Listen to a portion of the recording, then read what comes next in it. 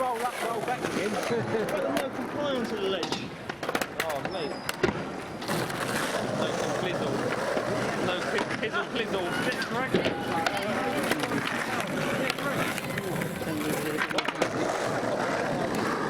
Yeah, you pull the boat right across.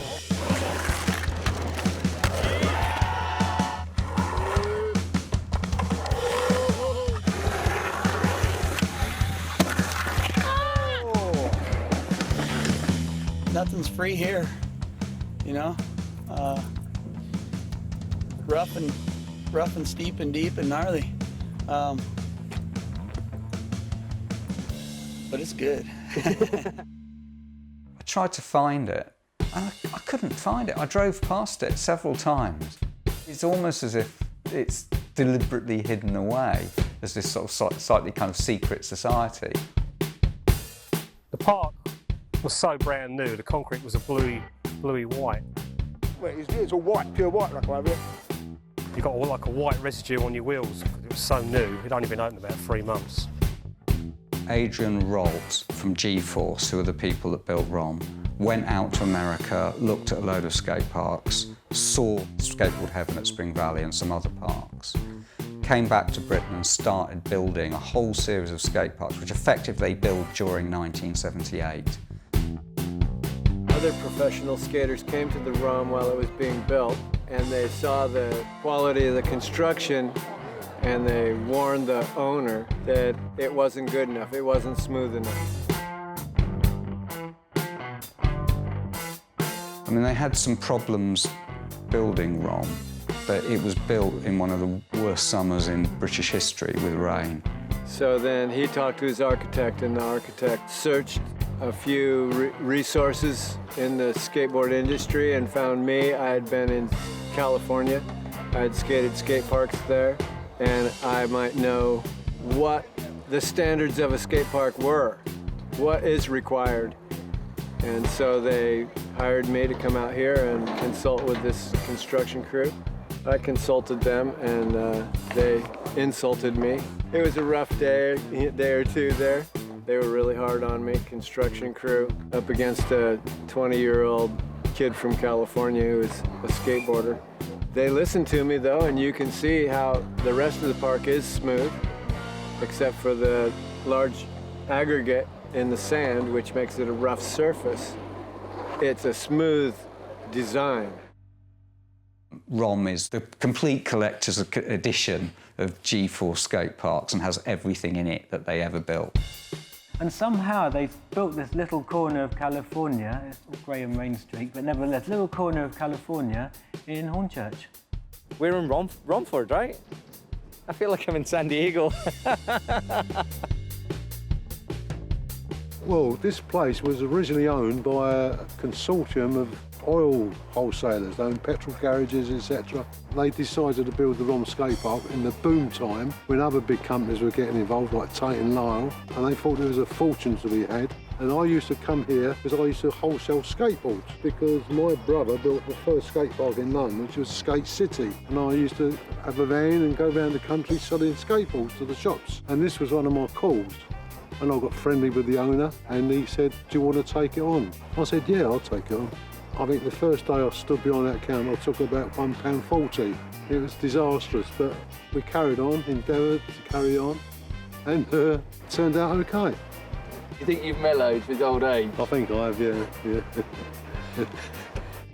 My name's John Greenwood, Big Bad John, 75 years old. I ran a skate park from 1978 until 5 years ago when my son took it over.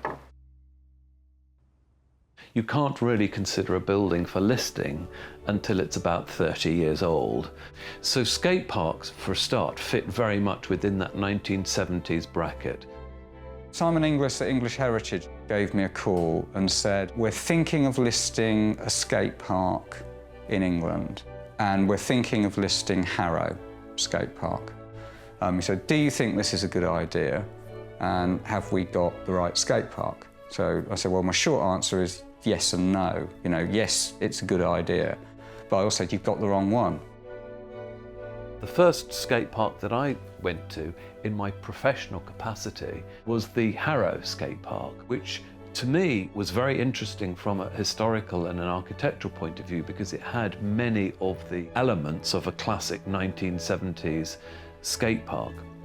But it was clear to me that there had been certain changes, certain adaptations, some of the bits had been filled in and so on. And of course, talking to skateboarding people, the words Rom Skatepark come up repeatedly. So the key thing is to find examples of a skate park that were both interesting and well designed and that had survived, and this was the most important thing, that had survived intact. And the Rom Skatepark immediately came to the top of that list. And the skate park, of course, is not a park in the conventional sense, but it's not a building in the conventional sense. It's a bit of concrete that follows the contours of the designer's pattern. So in that sense, it is truly a designed landscape, but it's built out of concrete. The people in charge of designation of listing at English Heritage haven't really come across anything like this before.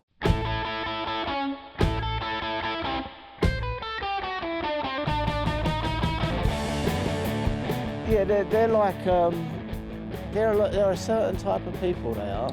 The Romblians, I call them. They like rough surface. That's all I can say. What do you want to do? I want to work in a skate park. It's not a proper job. What's a proper job? Like, what, grow up and be an adult? That. I didn't want to grow up. I wanted to be Peter Pan. And this was Never Neverland. And still is. My first memory of Romford Skate Park was probably the 80s. Because, well, my dad and mum used to live just down the road, so I used to come down here. There used to be a rolling on the vert. And that blew down in a hurricane, unfortunately, but it was rubbish anyway. There was this maffy, gobby little ginger-haired guy that turned out to be Robbie Hunter. And he said, oh, they're building a skate park across the road from my house. I'm like, no, they're not.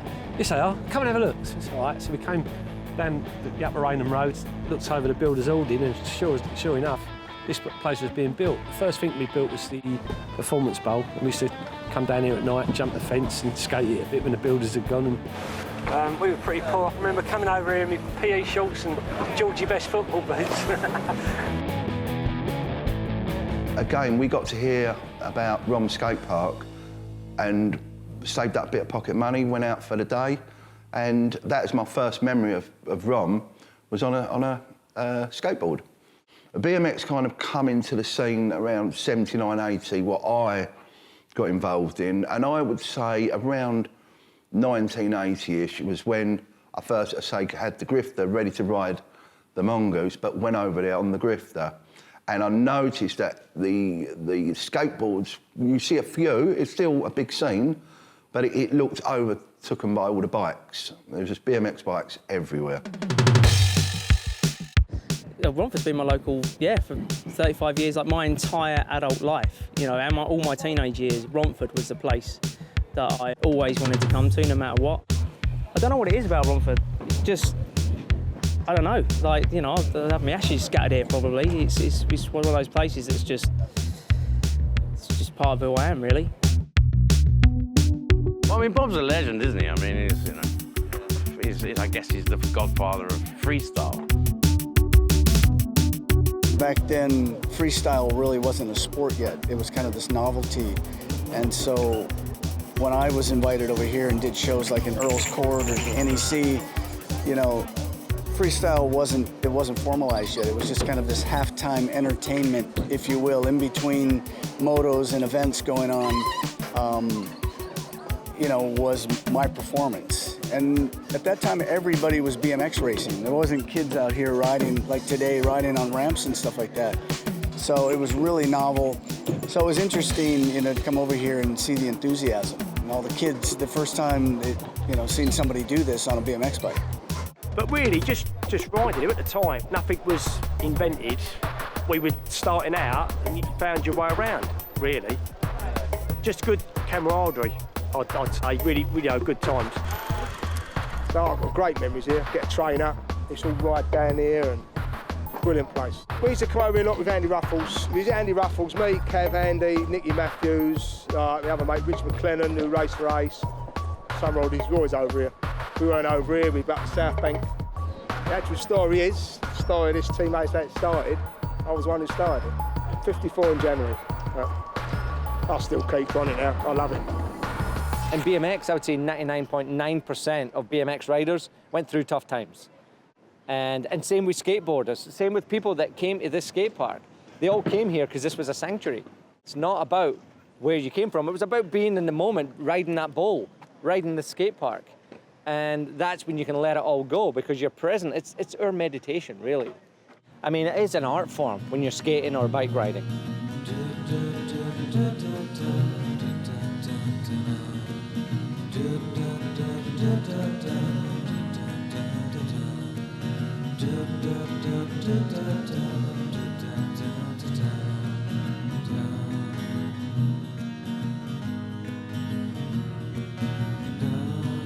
I hated it the first time I came here. I didn't like it at all, it was crap. And that would have been 81. And then something happened a whole year later. I saw a little bit of footage of Bob Harrow. I'd seen something and it inspired me and I was like, I need to do that. And then I was back over, and then I was over forever. When Bob Harrow was here, I had to grab him and get him behind the counter, sign my shirt, sign my head, sign my arm. I've never wanted to do that to anyone, you know? Strange. For sure, I know and remember the Rom Skatepark. And when I went there, though, it was a standard, classic, rainy English day, so I didn't really ride that day. But I remember going there and stuff like that. And then throughout, you know, the years and the decades, I've always remembered the Rom Park. But, you know, I think places like Rom, you'd see in all the BMX magazines, BMX Action Bike and Rad later on and so on. But it was also that kind of pilgrimage to kind of just, you had to go to. But when I actually went there, because there's this big kind of pool and a big bowl, it's quite intimidating, you know.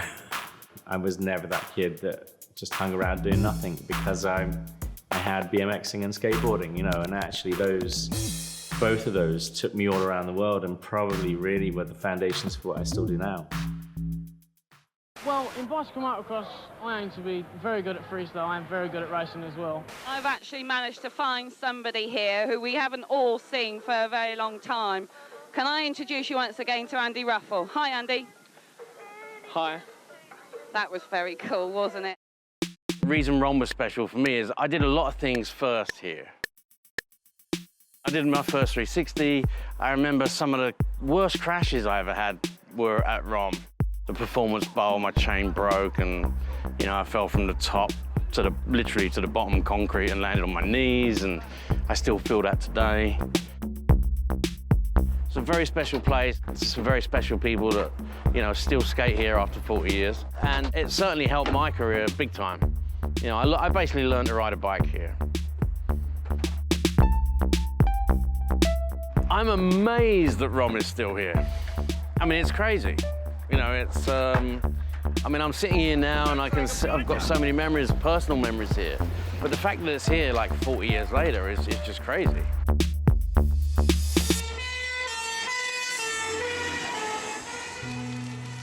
It was like roaring, about a good 150 foot up in the air, the flames. Still can't believe it's gone, to be honest. Nightmare. This ramp was built in '99, and we just got some heritage lottery funding. Sod's law is, as we got that funding to help us clear the space and promote the park, now this fire's happened. And it's hard. We've been here 40 years, and we want to be here for another 40 years, you know? This was our only indoor bit. When it's raining, they've got nowhere to go. Bit of a kick right in the teeth, really. There's so many free parks around the country, it's spreading it so thin. I think we're probably one of, if not the only, privately run skate park in England. If we don't get some help here, we might be in trouble and the place could go in complete disrepair, to be quite honest.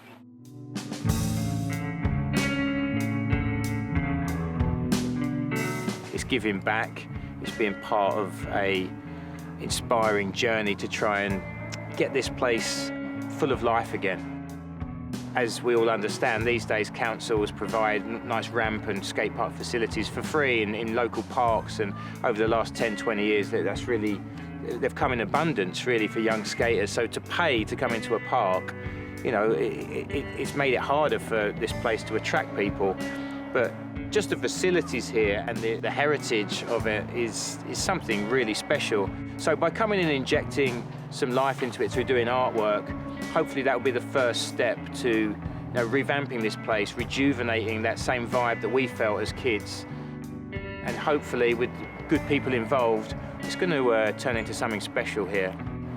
Yeah, I think if you'd have told us 20, 30 years ago that we'd get the chance to be here and to do this, I mean, fantastic. And that's would have asked for free entry, wouldn't we, back then? And that's the beauty of what we do. By a little bit of artwork, it can really affect change, albeit a little small mural, but I think it feeds off the energy and creates kind of a momentum. I can imagine this place being full of art, and I think it's a really great match with skateboarding.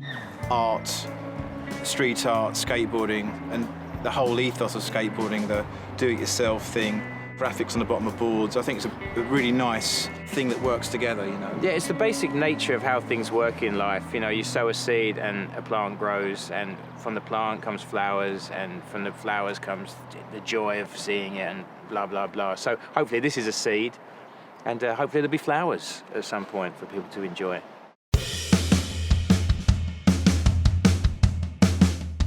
Rom today is the biggest, largest, best skate park in the world to have any kind of historic preservation.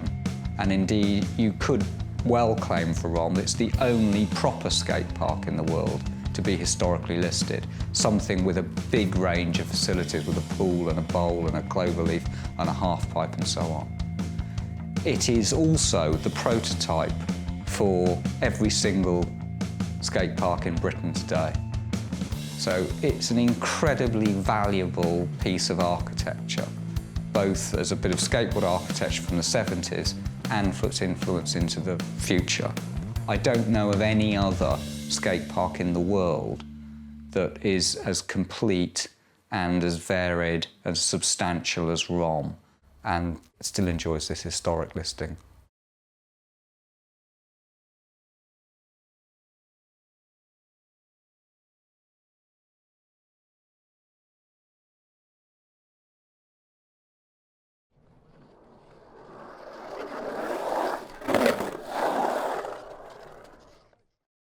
My name is Andrew Marco. My mates call me Papadopoulos. Been skating since 2003, and this was the first place I came to. That was 79, and came back to Rom in 97 when I started skating. And I've been coming ever since, more or less. One thing I will say.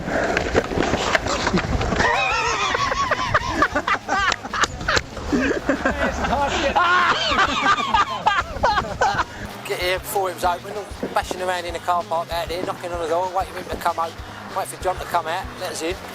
So we should climb over here after the builders have gone home and lay sheets of ply out to get through the sea of mud and just skate.